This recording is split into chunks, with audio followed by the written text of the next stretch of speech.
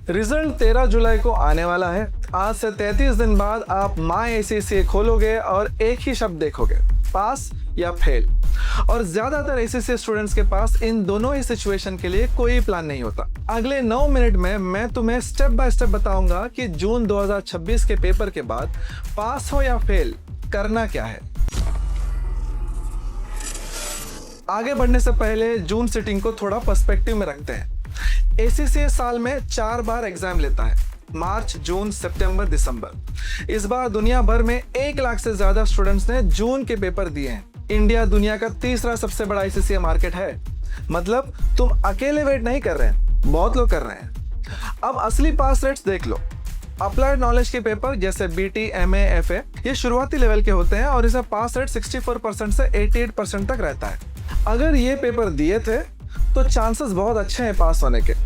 और अगर applied skills की बात करें जैसे पीएम, एफआर, एफएम, एए, टीएक्स, एलडब्ल्यू, यहाँ से असली मुश्किल शुरू होती है। पास रेट्स यहाँ पर 42 से 55% तक रहता है, मतलब करीब आधे स्टूडेंट्स को कम से कम एक पेपर रीसिट करना पड़ता है। तो अगर तुम स्किल वाले पेपर को लेकर टेंशन में हो तो यह फीलिंग एकदम सही है, क्योंकि आधा क्राउड तुम्हारे साथ इस फीलिंग में है। और अगर स्ट्रेटेजिक प्रोफेशनल की बात करें जैसे एसबीएल, एसबीआर और ऑप्शनल पेपर्स, ये सबसे टफ लेवल है। एएए और एपीएम का पास रेट्स हिस्टोरिकली 38 से 42% के आसपास हमेशा रहता है। इन सब का क्या मतलब निकला?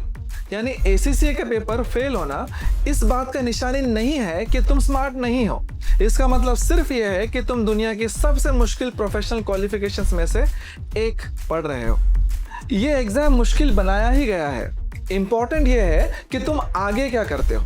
अगर पास हो गए तो कॉन्ग्रेचुलेशंस, सच में एक दिन तो जी भर के सेलिब्रेट करो। अब वो बताता हूँ जो ज्यादातर स्टूडेंट्स मिस कर देते हैं। सितंबर सेशन 7 से 11 सितंबर के बीच है। स्टैंडर्ड एंट्री की लास्ट डेट 27 जुलाई है, यानी रिजल्ट आने के सिर्फ 14 दिन बाद। मतलब अगले पेपर डिसाइड करने के और रजिस्टर करने के लिए तुम्हारे पास सिर्फ 2 हफ्ते हैं। ये इतना इंपॉर्टेंट क्यों है? क्योंकि लेट एंट्री की फीस बहुत ज्यादा हो जाती है। अप्लाइड स्किल के एक पेपर का स्टैंडर्ड फीस करीब लगभग 15,200 होता है, लेकिन लेट एंट्री में यही फीस जाकर करीब 50,000 हो जाता है, वो भी सिर्फ एक पेपर के लिए। सोचो, तो जैसे ही पास दिखे सीधे माई एसीसीए खोलो, सितंबर के लिए अपने ऑप्शंस देखो, डिसाइड करो और बुक कर लो। एक बात और, अगले पेपर समझदारी से चुनना। अगर अप्लाइड स्किल्स में हो तो सिर्फ सबसे आसान पेपर मत उठाओ, ये देखो कि कौन कौन से पेपर साथ में सेंस बनते हैं। एफआर और एफएम एक दूसरे को कॉम्प्लीमेंट करते हैं। वैसे ही एए और एसबीएल में भी काफी ओवरलैपिंग सिलेबस है जो आगे स्ट्रेटेजिक प्रोफेशनल में काम आता है। और जिन लोगों का लास्ट पेपर क्लियर हो गया है उनके लिए स्पेशल बात, तुम हम ऑफिशियली एसीसीए एफिलिएट बन गए हो। जून 2025 में दुनिया भर में 4,500 से ज्यादा स्टूडेंट्स ने अपना फाइनल एग्जाम क्लियर किया था। अगर तुम भी उनमें से एक हो तो तुरंत पीईआर शुरू कर दो। फुल मेंबर बनने के लिए 3 साल का रेलेवेंट वर्क एक्सपीरियंस चाहिए होता है, इसे टालो मत। और अगर आप फेल हो गए हैं, सबसे पहली बात, और मैं सच में कह रहा हूं, एग्जाम फोरम पढ़ना बंद कर दो।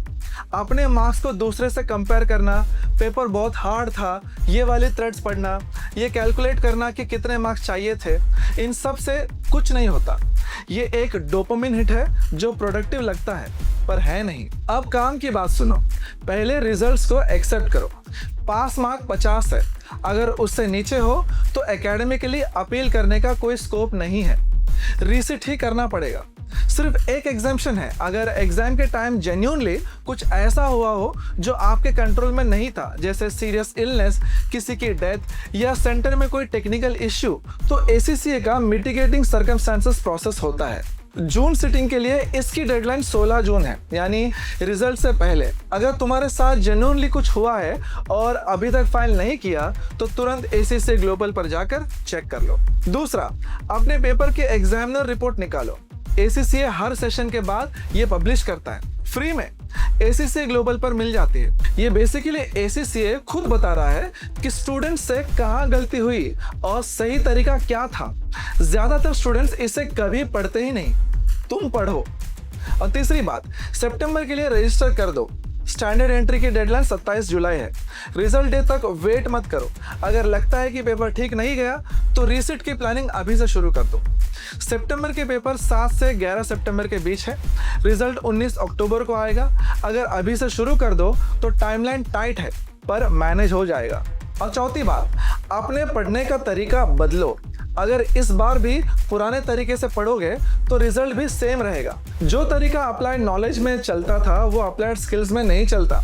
यहाँ सिनेरियो बेस्ड थिंकिंग चाहिए होता है। कॉन्सेप्ट्स पता होने के बावजूद टाइम प्रेशर में अप्लाई नहीं कर पाए तो फेल हो जाओगे। पास पेपर्स को टाइम कंडीशन में प्रैक्टिस करो, इसमें कोई कॉम्प्रोमाइज नहीं कर सकते। अब वो बात करते हैं जो कोई नहीं बताता।